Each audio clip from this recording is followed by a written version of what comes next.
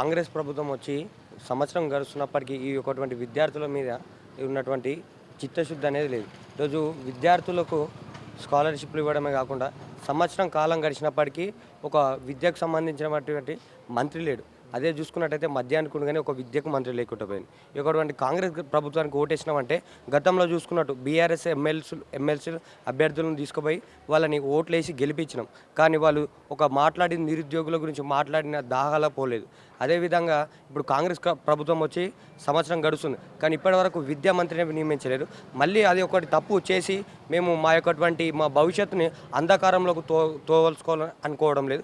కాబట్టి ఈ యొక్కటువంటి ఎమ్మెల్సీ ఎలక్షన్లో మాకు ఒక నిరుద్యోగులకు ఉద్యోగ కల్పన, అదేవిధంగా మా యొక్కటువంటి విద్యార్థులు ఎవరికైతే ఉన్నారో స్కాలర్షిప్లు అన్నిటిపైన అంజిరెడ్డి గారు ప్రశ్నించే తత్వంగా ప్రజాసేవ చేస్తున్న వ్యక్తి. రానున్న రోజుల్లో తనని కూడా మనం పైకి పంపించినట్టయితే మనకు విద్యార్థుల పక్షాన మాట్లాడతారని నమ్ముతున్నాం.